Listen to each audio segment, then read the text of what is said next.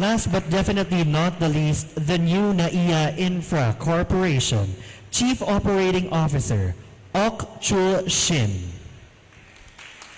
There you have it, ladies and gentlemen. Once again, good afternoon to everyone.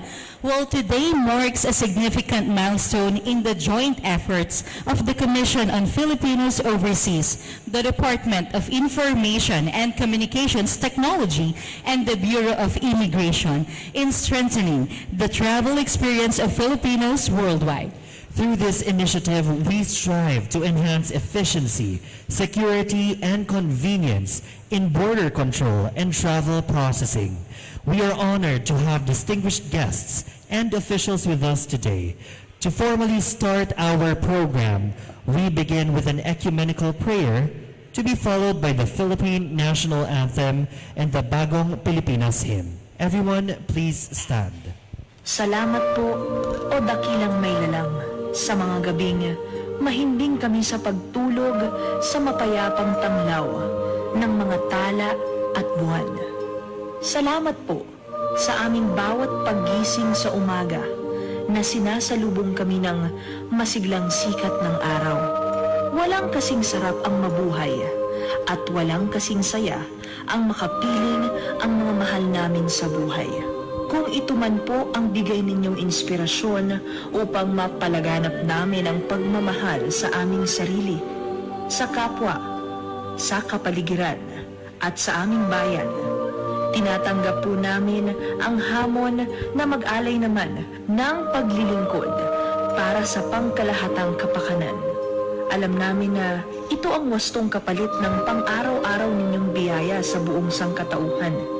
Lahat kami ay hinahayaan po ninyong dumaan sa paglalakbay ng aming mga buhay na may tungkulin namang mag-iwan ng bakas na kapaki-pakinabang sa aming bawat hakbang.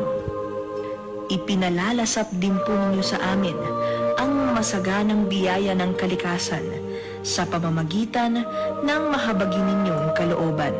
Naway maging katanggap-tanggap kami sa oras na kami ay hihimlay naman sa kandungan ng kalikasang binabasbasan ninyo na aming pangalagaan. Sumainyo ang luwalhati ng kataas-taasan. Kataas-taasang hinahangad naming naway maging kasing taas ng aming pag-abot sa hangarin na magkaroon ang aming bayan ng pagkakaisa, pag-unlad, at pangmatagalang kapayapaan.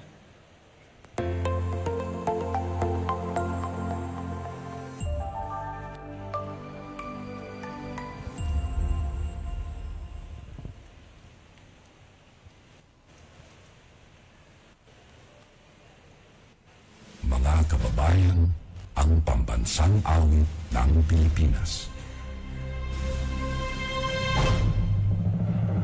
Kayang mag-ibig, pero sa sigahanan, alam ng puso, sa titik mo'y buhay.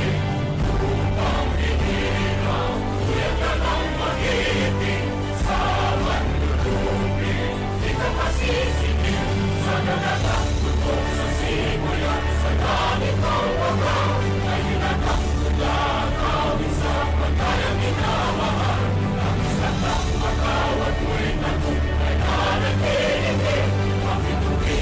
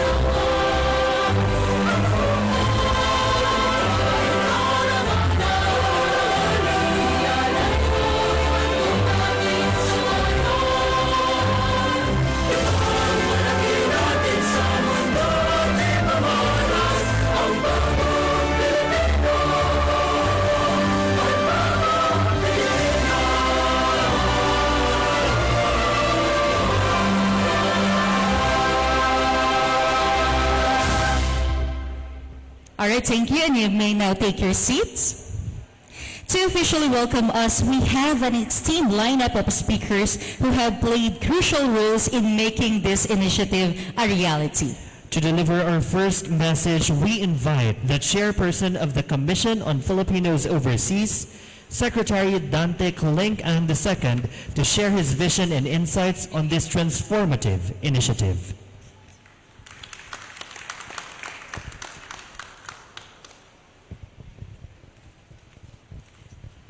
Good afternoon, everyone. Let me just first greet Commissioner Viado, Bureau of Immigration, sir. I think Secretary Ivan Uy is still on his way.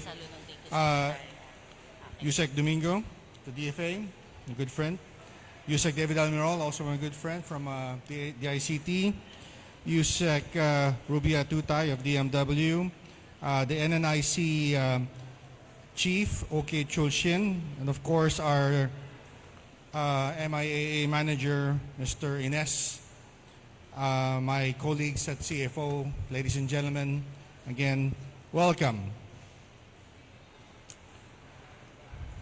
So on behalf of the CFO, the agency that engages with permanent and long-term migrants, welcome to this momentous occasion, the formal launching of the CFO system integration with the 𝐸𝐴Travel app.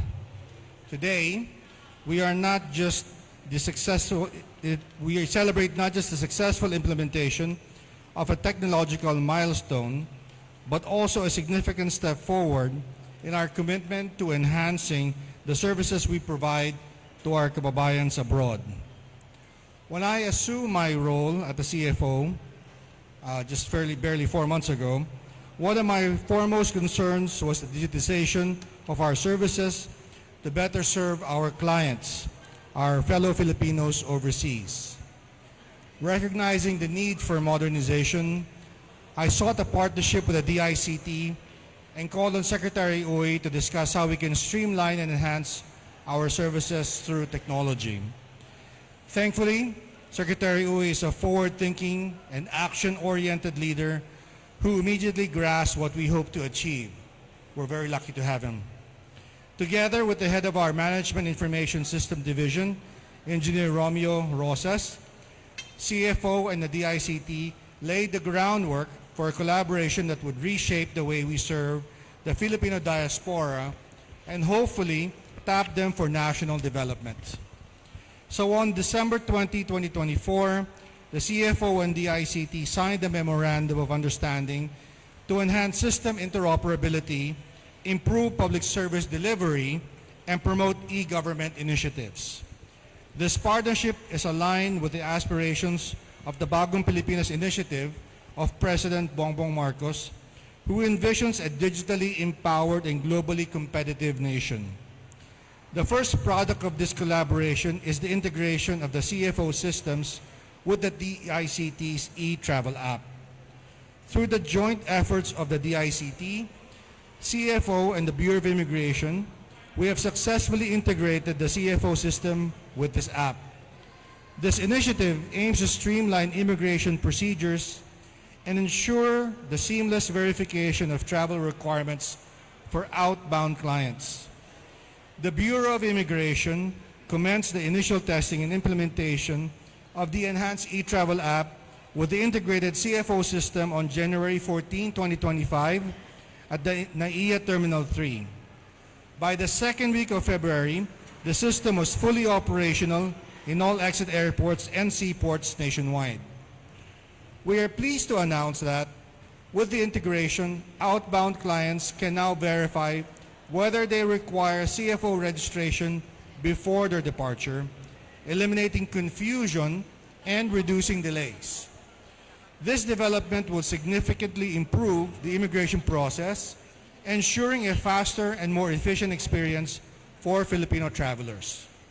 Furthermore, this integration strengthens our efforts to curb the use of fraudulent CFO certificates. By linking the CFO's Application Programming Interface, or API, with the Bureau of Immigration's Border Control Information System and the 𝐸𝐴Travel app, we have established a robust verification system that enhances security and ensures authenticity. This collaboration allows for faster processing at immigration checkpoints and improved data sharing among government agencies, reinforcing our commitment to safeguarding the welfare of our migrant Filipinos. This achievement is a testament to what we can accomplish when government agencies work together toward a common goal. I extend my deepest gratitude to Secretary Uy and the DICT for their unwavering support, and of course to the Bureau of Immigration for its cooperation to our dedicated team at the CFO for their hard work and commitment. As we move forward, let this initiative serve as a beacon of our dedication to digital transformation and service excellence. The journey toward a more efficient, transparent, and citizen-centric government continues, and this is just the beginning. Maraming salamat po sa inyong lahat. Mabuhay ang ating mga Pilipino sa buong mundo. Mabuhay ang bagong Pilipinas. All right, thank you very much, Secretary Ang from the Commission on Filipinos Overseas. Coming up next, let us hear from the Commissioner Joel Anthony Viado of the Bureau of Immigration, who will discuss how this system will streamline immigration processes and ensure safer and more convenient travel. A round of applause, please.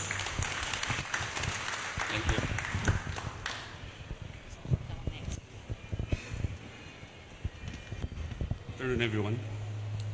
To our Secretary of the Commission on Filipino Overseas, Dante 𝐞𝐈𝐿 II, the Department of Information and Communications Technology Secretary, Secretary Ivan John Uy, as represented by Undersecretary David Almirol, the Department of Foreign Affairs, as represented by Undersecretary Gary Domingo, the Department of Migrant Workers, Secretary Hans Leo 𝐞𝐲, as represented by Undersecretary Dominique Tutay, Manila International Airport Authority General Manager, Mr. Eric Ines, a Technical Assistant for Border Control Operations and AIA 3 Terminal Head Jose Dennis Javier, fellow public employees, and honored guests. A pleasant afternoon to all of you. We are gathered here today to witness the launching of the CFO client database with the national government's eTravel application. Outbound travelers will now benefit from easier verification of whether they are required to have CFO registration before their departure. This initiative streamlines the immigration process, thereby improving the overall experience of travelers who will transit through the country's international ports of entry and exit. I would like to take this opportunity to extend my gratitude to the Commission on Filipino Overseas for offering the Bureau of Immigration the honor and the privilege to partake in an endeavor that focuses on promoting the welfare of Filipinos overseas. Thank you, sir, for giving us that privilege. May the facilitative relationship of our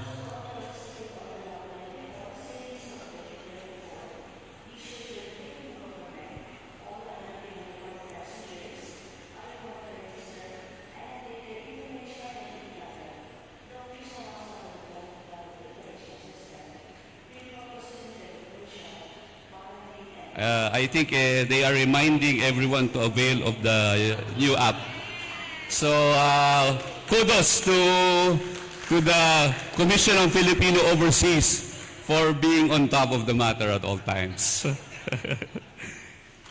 May the facilitative relationship of our respective agencies encourage the same level of cooperation for future projects in an era of technological innovation. Moreover, I would also like to commend the hard work of our BI personnel assigned to the AIA Terminal 3 under the leadership of our terminal head, Mr. Jose Dennis Javier.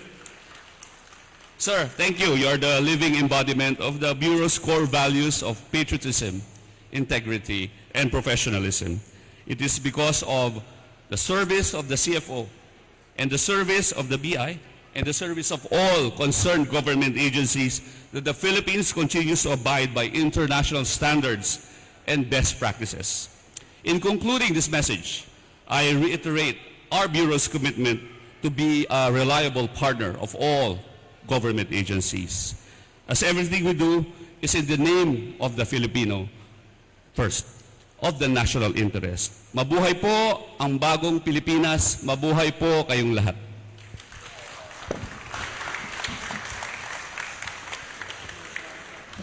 Thank you so much, Commissioner Viado. Up next, delivering words of partnership, we have a DMW Undersecretary Dominic Tutay, who will highlight the role of technology in transforming government services. A round of applause, please. Maraming salamat po and good afternoon everyone. Secretary Klink, sa atin pong Secretary ng DICT also, si Secretary Ivan Uy, my fellow workers in the government, at sa atin pong mga distinguished guests, magandang hapon po sa inyong lahat. Sa ngalan po ng aming kalihim, Secretary 𝐷𝐿𝐴, we congratulate not just DICT but also the CFO for coming into the fold of the eTravel system. Siguro po, ito pong initiative natin na ito, lahat po ng ahensya represented herein is just a testament of our compliance with the directive of President Bongbong Marcos Jr. In his digitalization initiative and also that of ease of doing business. So, siguro po just last week, we met with our teams at the DMW and we were talking about deployment data for the past years and even in 2024. And I know that under the eTravel system, we already have partnerships with the Bureau of Immigration and also the DICT. But we thought that in the eTravel system, it's also important that we connect with CFO and all other agencies to look into the information po that comes into the system. Dahil alam naman po natin, ang data that should come into this system must be data with integrity, which will help us also in policy making and program development. And in the 10-point agenda of Secretary 𝐷𝐿𝐴, number 1 po yung digitalization. And now this is really one of the testaments na tayo po ay sumusunod sa ating direktiba ng ating pong Pangulo at syempre ng aming pong kalihim, 𝐷𝐿𝐴. But we look forward to a stronger partnership, especially with CFO and also DICT po, para mas mapalakas pa po natin yung pag-uusap ng mga information within our different systems also, which will be helpful in policy making. So yun lamang po, maraming salamat. Thank you so much, Undersecretary Dominic Tutay. And now, let's hear a message from our eTravel partners, starting with Undersecretary Jesus R. Domingo from the Department of Foreign Affairs, who will discuss how this initiative aligns with global best practices in travel and digital security. Hi, sir. Thank you. Maraming salamat po. And it's great to be with old and new friends, Secretary Klink, Commissioner Joel Viado, and 𝐷𝐿𝐴 David Almirol, of course, and then we're looking forward to Sec Ivan Uy joining us shortly, and new friends, 𝐸𝐶 Dominique, General Manager Eric Ines, and Chief Operations Officer Mr. Chul Shin. So, good afternoon. So, I'm pleased to represent the DFA in taking part in the launching of the Commission on Filipinos Overseas Application Programming Interface, API, into the eTravel system this afternoon.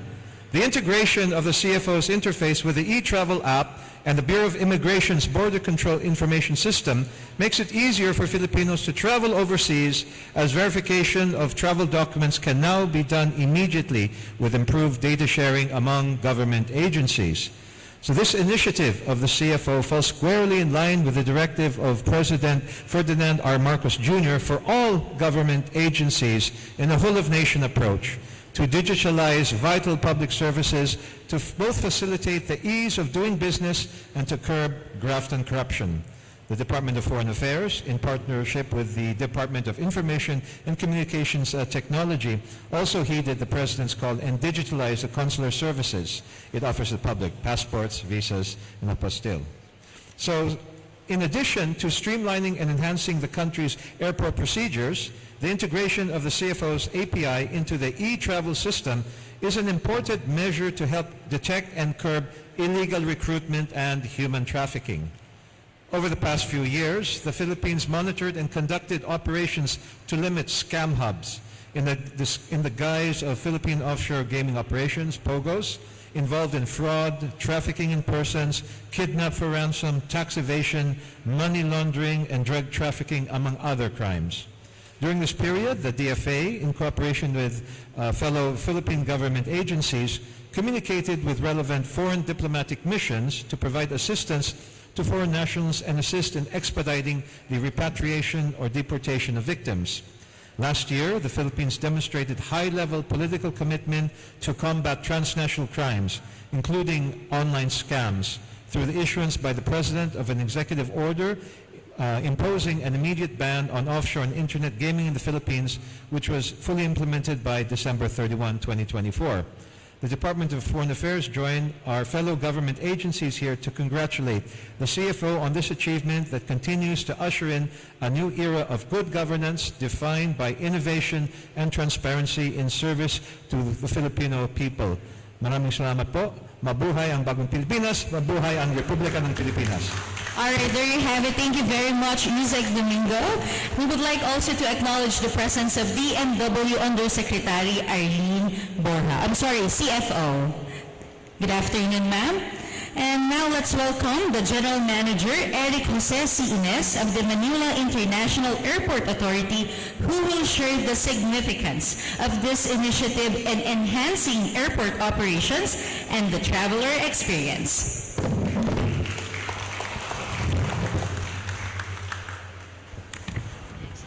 Thank you very much.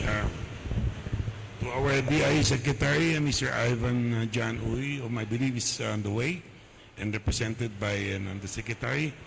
To our good Secretary of the CFO, Mr. Dante Klink II.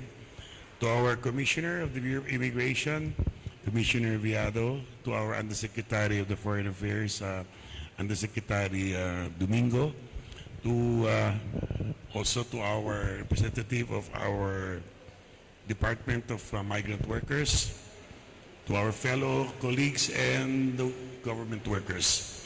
It is indeed a great honor for us to be coming here today to be part of this significant milestone as we integrate the Commission of Filipinos Overseas database into the government's eTravel application that we are doing right now. Of course, this marks another advancement in government service and a step forward in our nation's technology interests. I believe that this was already tried before, but apparently it didn't work. So now I think it will work this time with the leadership of our new Commissioner, Secretary Dante Klink, and of course with our Commissioner on Immigration. Understand that there were a lot of hitches way back. Anyway, it's working now. So for many years, our kababayans have faced last-minute challenges with their documents before departure, leading to stress and unexpected expenses and even canceled trips. Today, we changed that story. With the enhancement of the eTravel system, travelers can now check their documents at least 3 days before the departure and giving them ample time to resolve issues in advance. In fact, I have had many occasions telling migrants to look for, way back, look for the office of the CFO because they were not allowed to depart. The efficient immigration staff have been always telling them to please secure that particular application. In an initial meeting when I met with Secretary Ang, I mentioned to him these issues. And unfortunately, the office, I think, is way back at in Quezon City. But I understand that they had an office at Terminal 1. So it was really fortunate that we were able to direct them to Terminal 1. And I think that has really helped a lot. During my stint, when I was still in control of the terminals, I made it a point to see to it that the CFO had a proper and appropriate office to really facilitate the departure of our migrant Filipinos. So I hope that this will continue. So this achievement actually is more than just a technological upgrade. It is a testament to collaboration and commitment by leveraging the digital solutions which we not only modernize in NAIA operations. Oh, sorry, may I also recognize our VP for Operations, Mr. Oxy, and our Deputy for Operations, Mr. Eric Ariola. I'm sorry. Anyway, so with the full cooperation now of our new concessionaire, or our private concessionaire, the new NAIA Infrastructure Corporation, we just hope that this will really work and help our kababayans. The Manila International Airport, of course, definitely supports this endeavor. We fully support and recognize the impact that it will have on our services all over, because the MIAA still controls the government offices that are under this terminal and the other terminals. So we just hope that it will work. And actually, what we were planning to do, may I not acknowledge the presence of our Secretary, Secretary Uy of the DICT. Thank you, sir. So this is possible now with the new technology that we do have, and of course with the dedication of our colleagues at the Bureau of Immigration and the CFO that are assigned here at the airport. We do hope that this will really work, and it will be a very big help to our traveling kababayans. So I do extend our heartfelt gratitude not only to the CFO, Commissioner or Secretary, BI, from the Foreign Affairs, from Department of Migrant Workers, and the ICT, of course, and of course the NNIC. So, I must thank you all for giving us also a role in whatever way that we can, and we will promise you our full support. Maraming salamat at magandang hapon po sa inyong lahat. Thank you. Thank you so much, General Manager Ines. At this point, let us now hear from the Chief Operating Officer of the new NAIA InfraCorp, who will provide insights into how infrastructure development aligns with the digitalization of travel processes. Let's give a hand to Mr. 𝐞𝐲.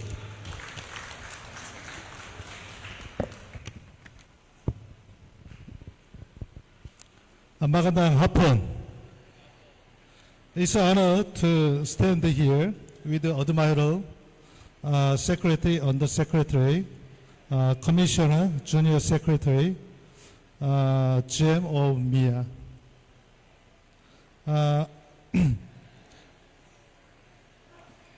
Yes, we celebrate the launch of the Philippine eTravel initiative, an impressive step toward modernization travel in this beautiful country. I'm celebrating.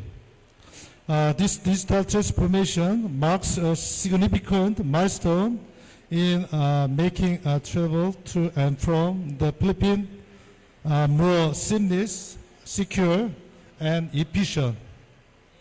As a visitor, I have always admired the warmth and hospitality of the Filipino people. Philippine eTravel initiative reflects these values by enhancing accessibility and convenience for travelers. Through streamlined process and digital innovation, the Philippines sets a new benchmark for global travel standard, ensuring a more connected and hassle-free experience. This achievement is the result of collaboration and dedication among government leaders. industry partners, and stakeholders. Your commitment to progress is inspiring, and this initiative showcases the power of teamwork in bringing forth transformative solution. The impact of this modernization will not only improve tourism, but also strengthen economic and diplomatic ties worldwide. May this initiative continue to evolve and serve as a model for other nations. The future of the travel here is bright, and I look forward to experiencing it firsthand. Mabuhay ang Pilipinas. Congratulations on this groundbreaking achievement. Maraming salamat po. Thank you.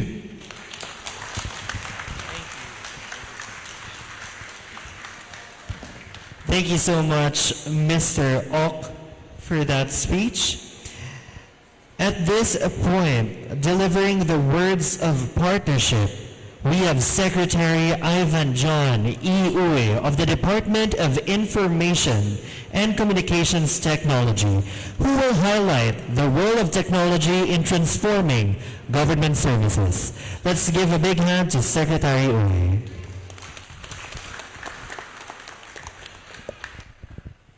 Thank you. Of course, I'd like to greet Mr. Dante 𝐞𝐿ink, Chairperson of the Commission on Filipino Overseas. We have a very, very strong partnership with your office.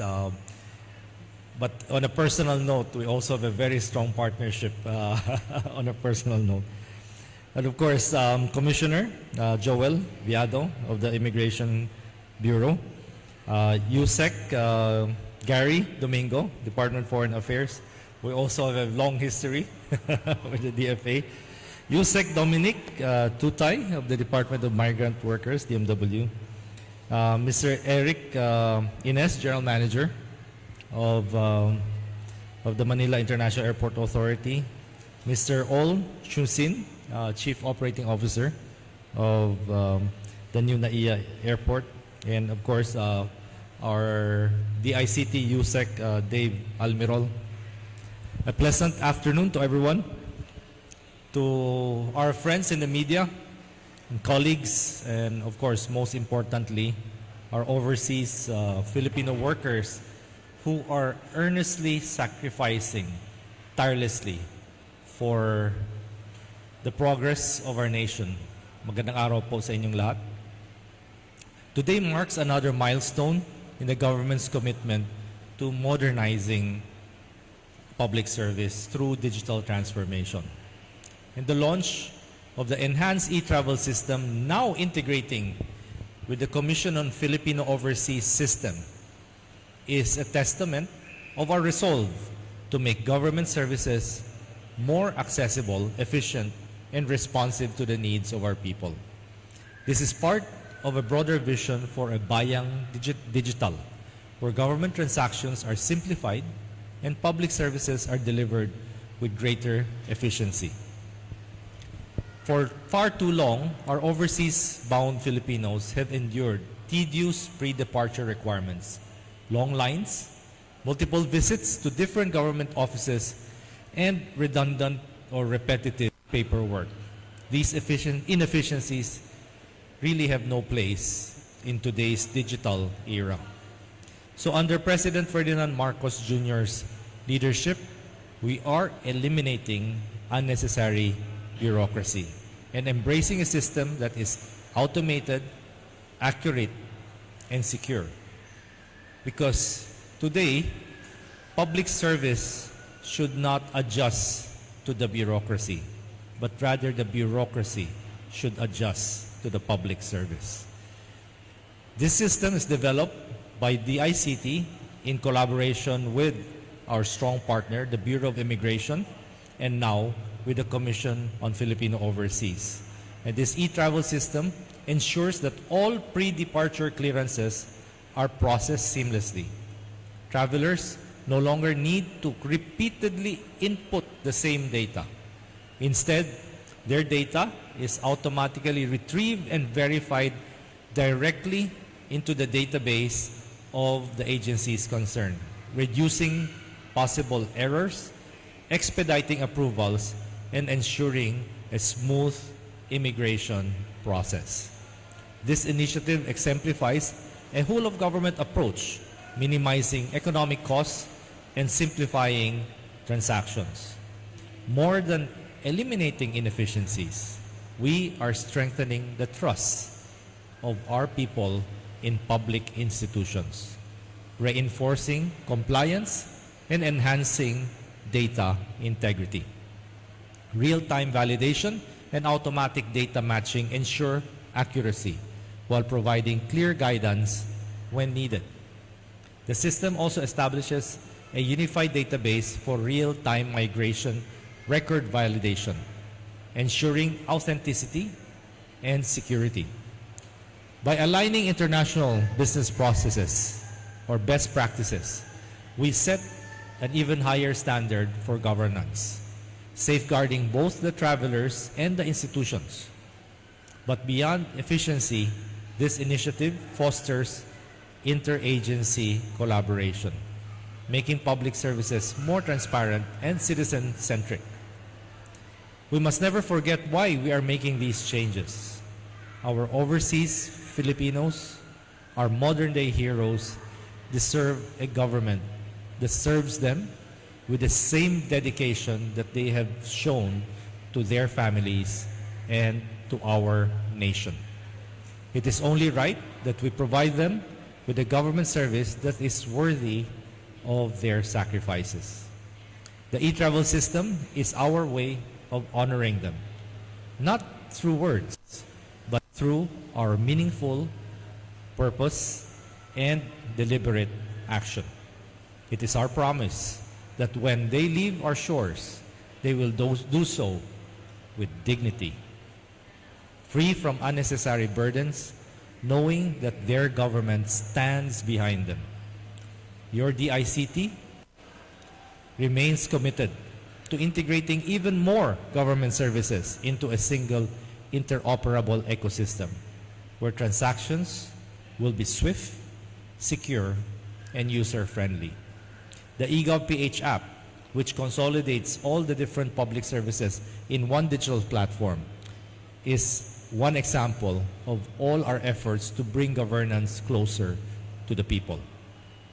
Further, we have an e-report system, which ensures that citizens have a direct channel for reporting incidents, concerns, and emergencies, establishing a government that constantly listens to and acts on the needs of its people, whether they are within or beyond our borders.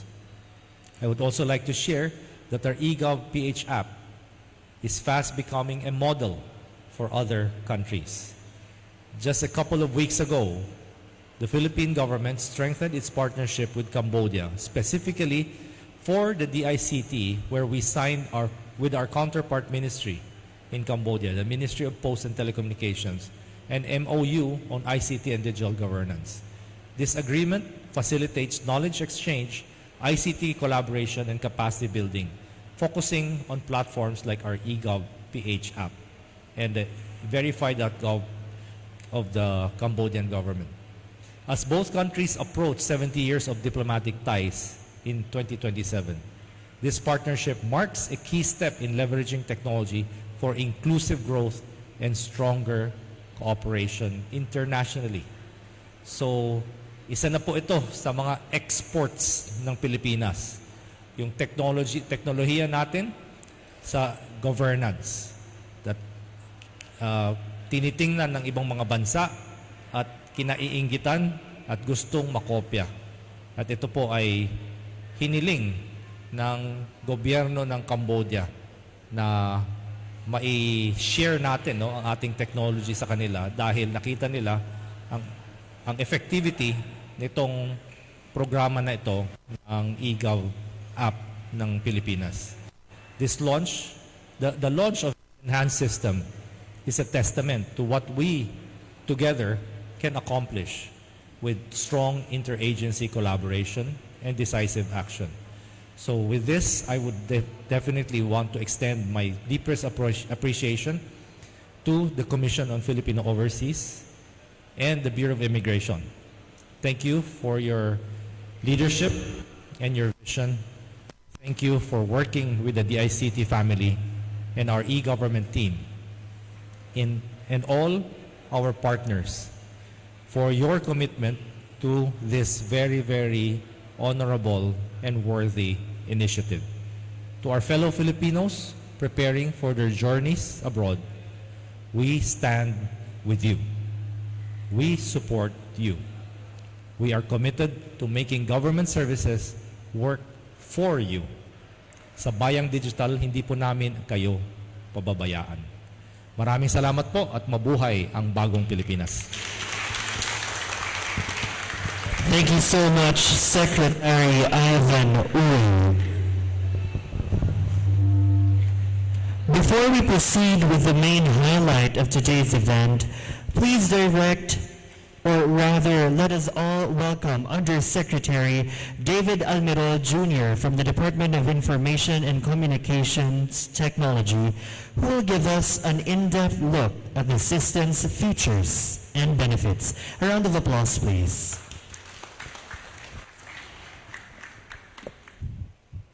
Good afternoon, everyone. I see a lot of good friends here, hardworking friends. Secretary Dante Francis Ang, sir, of the CFO, our MIA General Manager, 𝐬𝐫𝐿𝐴, sir, our beloved Commissioner, Immigration Commissioner, Joel Anthony Viado, sir, 𝐢𝐧𝐭𝐞𝐬𝐬, my partner in innovation at DFA, the NICC COO, 𝐞𝐲, sir, and my former USEC from DMW, Dominic Rubia Tutay, ma'am. The eTravel is actually was born by one of the suggestion of the Department of Tourism. So, because that time, if you remember, Filipinos and even foreigners, if they enter the Philippines, gone are the days that you need to fill up a lot of forms. I don't know if you still remember that while you're sleeping in the airline, someone will wake you up just to fill up an arrival card or departure card. And once you arrive here, you have to look for the paper and look for a pen, and you have to go to one corner and then fill that one up. I thought that was just a drama before, but no. After that, they hired also a lot of encoders. Imagine sacks of arrival cards and departure cards. They give this to encoders, and then they have to manually encode all of this data because the data is needed by transportation, needed by DOH, needed by tourism. And imagine before, they need to give another form called the customs form, okay, for you to fill up again your declaration, your baggage declaration. You have to declare also your monetary declaration. The same thing, you know, you have to fill that one up. And I thought it was just a drama again, filling it up, but no. They also have encoders to manually encode also those data in the past. And also, before, if you enter the airport, you need to provide proof that you are an OFW. You have to show that you have a contract, you have an OEC. Or if you are a foreigner, if you are a visa-required foreigner, once you arrive in the Philippines, you have to show again manually your visa, all your documents that you're allowed to enter the country. And imagine in the past, you have to go to a website where you need to declare your health condition. Imagine you have to go to One Health Pass, you register there, and you need to fill up documents again, repeat those bloody information for you to declare if you are sick or you came from a certain country that the DOH or the BOQ are trying to monitor because there are epidemic diseases being monitored in that particular country. Those are gone. You know, those systems that are independently being used in the past. And also, the DOT need the data, how many are coming in, how many are going, and also DMW, they need data also who are the OFW going, and they need to know the OFW who are going back for job creation again for them to support. And then there you go, the CFO, they need also to show information, data, so that our Filipino overseas, they can actually, go out also in the Philippines. So imagine about 9 government systems, all decentralized, different databases, expensive cloud services, expensive and very complicated data gathering and data integration. For the first time, only in this administration, that a very simple system, once you use it, and by the way, good news, the eTravel is now integrated with the national ID, meaning we can now see if someone is trying to be someone else. If someone is trying to be Juan de la Cruz using different, personality. So the DICT developed 25 platforms. These are all in-house developed, by the way. So wala po kaming contractor po dito. These are all in-house developed by the DICT R&D team. And one of them is the eTravel system. The eTravel functionality is very simple. Single data gathering, connected with the national ID if you're a Filipino. And another one, connected also with multiple systems, the like of DFA integration for the e-visa. Don't you know that the moment a foreigner enter the country now, they don't need anymore to show any more information. Once the immigration officer scans the passport, the data will pop up immediately in their screen. They don't need anymore to ask data from OFW because the immigration can see it. They don't need anymore to ask data from Indian national because the moment that you scan it, they can see the e-visa system already integrated also in the eTravel. And they don't need anymore to check contracts from OFW because the data will pop up immediately. And also, masaya na po yung mga partner agencies natin, the like ng Department of Tourism, Department of Transportation, DOH, kasi may real-time dashboard na sila. Real-time po yun, gumagalaw. They see ilan na pumapasok na Korean, tumataas ba ang turismo natin, bumababa. They can now see that in a real-time manner. They have that real-time dashboard. No need to encode manually again. And also, when the CFO integrated their system to us, those overseas Filipinos, they don't need to show anymore any document to the immigration officer.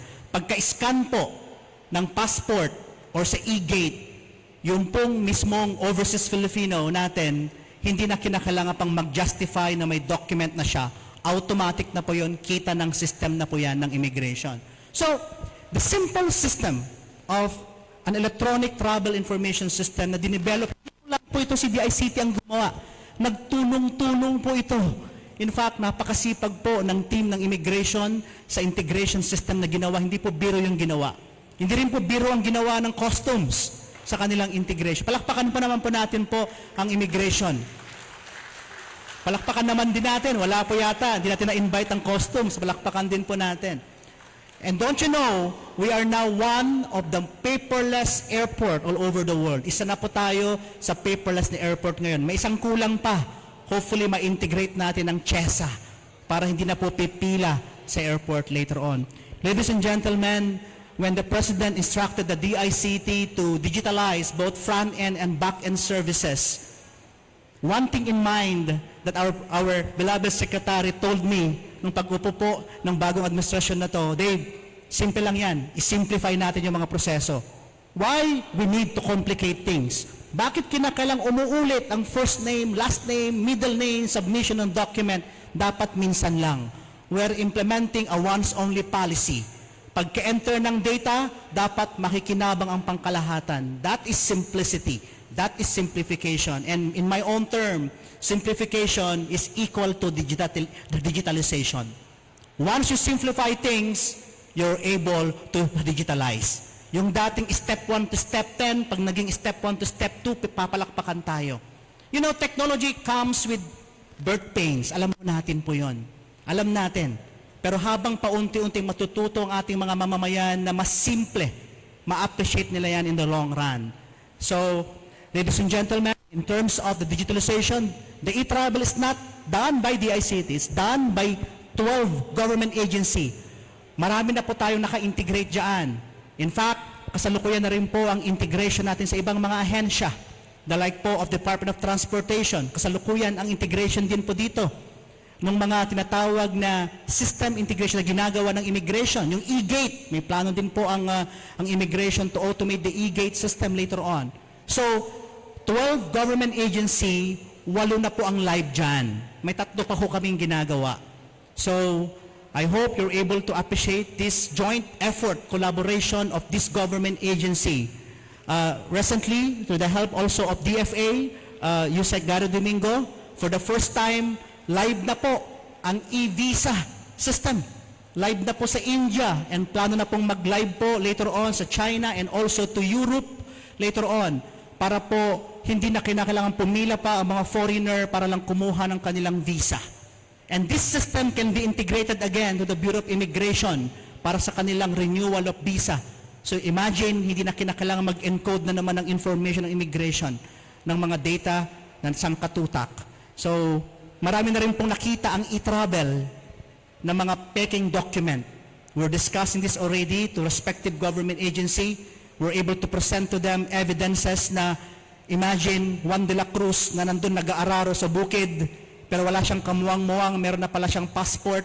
Okay, kasi may iba nang gumamit ng kanyang data. The eTravel was able to do that, was able to validate those. These are simple innovation but huge impact, not only to the ease of doing business, but also in our national security. So maraming salamat po at congratulations to all of the government agencies here, and we thank our President who really spearheaded the digitalization as one of the priority of this administration. Lagi pong sinasabi ng ating Presidente, nandito na po ang bagong Pilipinas. Alright, thank you very much, 𝐢𝐧𝐭𝐞𝐬, for sharing with us the system features and benefits. So before we proceed with the main highlight of today's event, please direct your attention to the screen for a short video. In the constant pursuit of enhancing public service and streamlining travel systems and procedures in the Philippines, the Commission on Filipinos Overseas, in collaboration with the Department of Information and Communications Technology and the Bureau of Immigration, proudly presents a groundbreaking advancement: the enhanced eTravel app with the CFO system.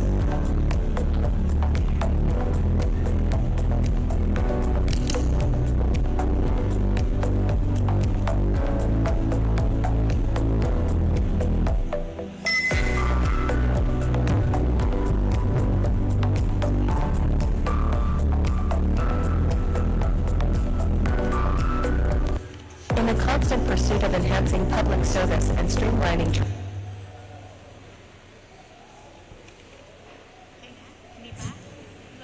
Thank you so much for that. Alright, there you have it. So now we will be inviting all of our officials up front for the ceremonial launching. So ladies and gentlemen, may we invite the Commission on Filipinos Overseas, Secretary Ang, from the Bureau of Immigration, Commissioner Viado, and the DICT Secretary, of course, DICT Secretary Ivan John Ninoy. May we request the representatives to kindly be up front and press the logo once it appears on my cue. Alright? Gentlemen, please, here in front. 𝐢𝐧𝐭𝐞𝐬, please join Secretary Ivan.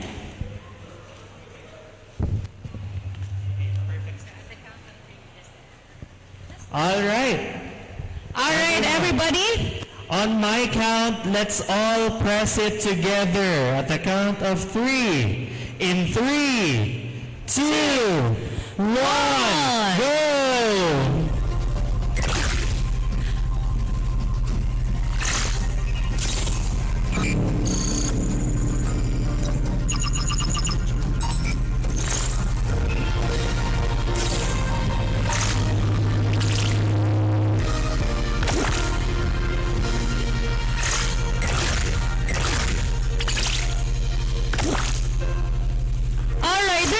Ladies and gentlemen, the enhanced eTravel is now active. motivated. So congratulations, and let's capture this historic moment with a photo opportunity. Gentlemen, please in the middle po. So for the first photo, we have our distinguished guest. May we also invite Undersecretary Arlene Borja from the Commission on Filipinos Overseas up front.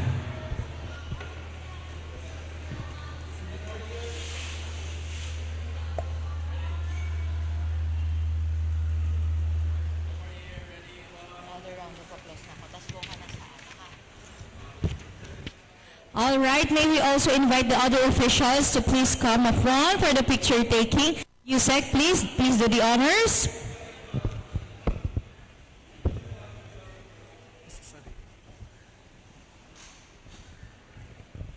All right, gentlemen, please come closer.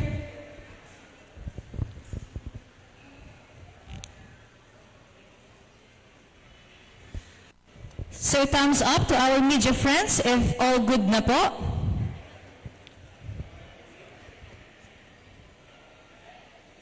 All right, once again, there you have it, ladies and gentlemen, another round of applause. Before we move to the next part of the program, the media press conference, where our esteemed representatives from our friends from the media would be asking our representatives, we would be having a quick break.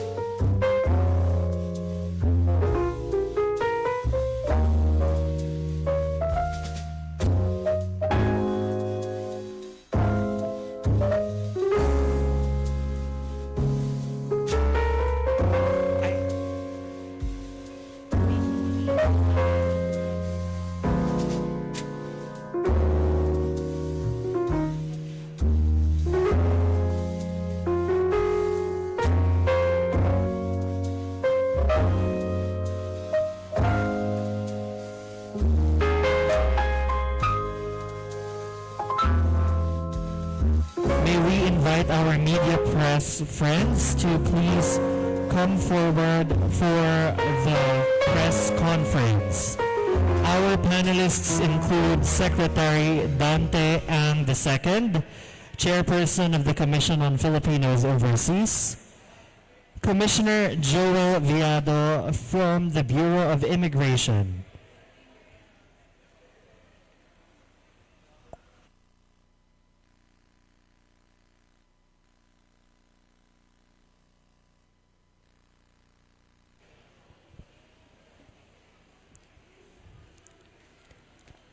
Again, our panelists would include Secretary Dante Francis Ang II, Chairperson of the Commission on Filipinos Overseas, Commissioner Joel Anthony Viado of the Bureau of Immigration, and Undersecretary David Almirol Jr.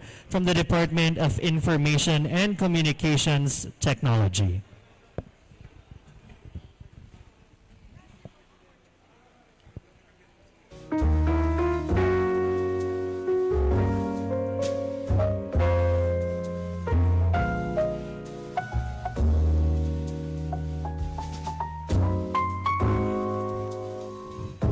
To all our press friends, we now open the mic for questions.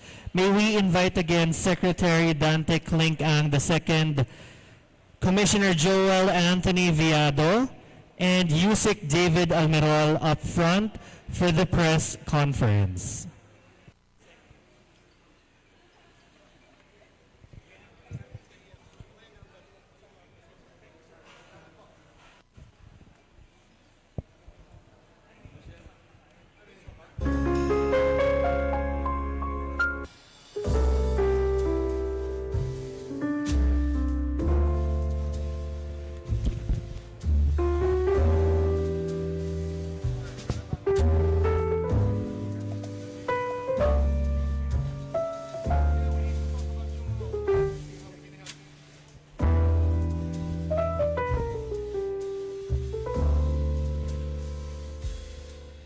may we request Commissioner Joel Anthony Viado from the Bureau of Immigration and 𝐸𝐧𝐭𝐞𝐬 David Almerol to come up front for the press conference.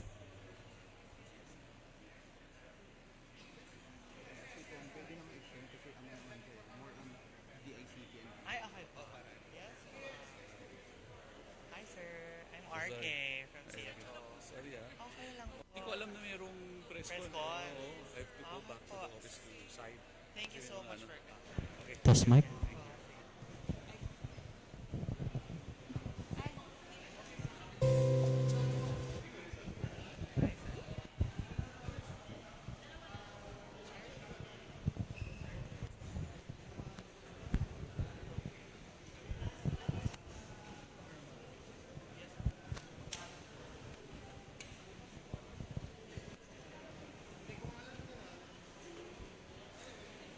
We open the floor for some quick questions from our media friends.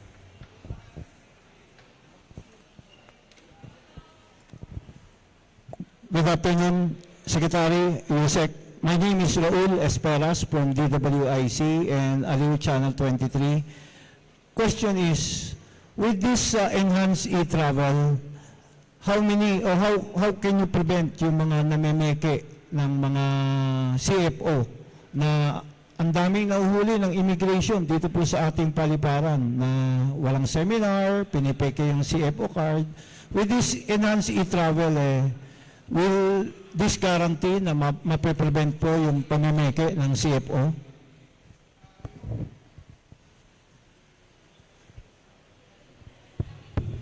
We hope so. Even before this launching today, we had a working relationship with the Bureau of Immigration, basically a data sharing agreement. So bago po sila, pag dumadaan po sila ng immigration, pagpapalis po sila, it will appear in their system whether or not they have the CFO certificate. This has been an ongoing collaboration between the CFO, which is the agency in charge po of permanent and long-term migrants, and the Bureau of Immigration. Now, with today's launching, with the partnership with DICT, we hope to prevent those occurrences where the immigrant is already at the airport and will realize at that point na meron pa pala silang kailangan na certificate from CFO. So, sa ngayon po, the eTravel app will have features po that will register the people who come to us, au pair visa holders, EVP or J1 visa holders, and immigrant visa holders. So dun pa lang po sa app malalaman nila there will be some reminders about the requirements. Maybe si 𝐸𝐧𝐭𝐞𝐬 can talk about some of the features ng eTravel app. Yeah. Actually, that's one of the purpose of the integration, for us to make sure that we're able now to identify fake documents. So meaning, if this is not in the system, peke yon. And if they just copy a certain document, you can easily verify na iba yung document dun sa kanilang pinapresent. So this is one of the solution to really restrict those Filipinos na namimeke ng document. Solution po natin po yung CFO API integration sa eTravel. Siguro, idagdag ko lang po na yung CFO certificate po ay hindi po parang isang requirement lang talaga na kailangan natin makuha bago po tayo umalis. The purpose po of this requirement basically is to ensure the successful transition po of the Filipinos migrating abroad. Kaya po sila nag-attend ng pre-departure orientation seminar para po maihanda namin sila sa magandang pamumuhay po abroad. At sa ganung paraan po sana, ang inaasahan namin, kung sila po ay successful na, mas makatulong po sila sa national development naman po dito sa atin. Thank you so much for that. We have a next question from our friend from PNA, Ms. Marita Moahe. Ms. Marita. Hello po, good afternoon. Tatanong ko lang, itong system na to, real time po yung connection. And then aside from CFO and the BI and the DICT, ano pa po yung mga agencies na kasama dito sa system na to? Well, sabihin ko po muna na napakaganda po ng dinisenyo na 𝐢𝐧𝐭𝐞𝐬 na binigyan po kami ng dashboard. So real time po nakikita namin kung sa mga iba't pa mga airports po dito sa Pilipinas, yung mga nag-register po at umaalis po sa atin. But to the other agencies siguro, si 𝐢𝐧. Actually, kanina we're updated that nasa 3,700 na daw, no? Yung real time na nakita ng CFO dun sa data. Okay, for February only. So yung meron pong 9 na agencies po, no, na naka-integrate. Isa lang po dito si CFO. Unang-una, immigration system. Okay, para po sa arrival sa departure card. Okay. Number 2 po, naka-integrate na po si BOQ, si Bureau of Quarantine. Kaya tinanggal na po natin yung One Health Pass na mag-declare ng sakit. No? Wala na po yon. Number 3 po, si DOH, kasi meron pong access po dyan para po dun sa mga bansa na kailangan na minomonitor, na may mga epidemic, may mga sakit na minomonitor. No? Pang-apat po, yung customs, para po dun sa declaration po ng baggage at para po sa mga monetary declarations ng customs. No? Kasi para wala na pong manual na customs form. Okay? Number 5 po, si DMW, para sa mga OFWs po na umaalis. Para hindi na kinakailangan mag-submit pa, magpakita ng document para lang makalabas ng bansa. Pang-pito naman po yung ating DFA. Ito po yung naman pong e-visa. Para po pag dumating po yung mga visa required na bansa, hindi na po kinakailangan pang nahirapan sila magpakita ng mga document na may mga visa nga sila o wala. No? And then pang-walo po, ito po yung integration naman po natin sa transportation. Kaya makita po yung seaport, airport, real-time po yan. 9 na pala, sorry. Yung pang-9, ito naman po yung Department of Tourism. Ibig sabihin, lahat na po na gumagamit ng eTravel, na IAWA, na ito, I think 38 airport and seaports, connected na po ang eTravel nationwide. So real-time na po ang reporting system natin. So 9 na agency na po naka-integrate.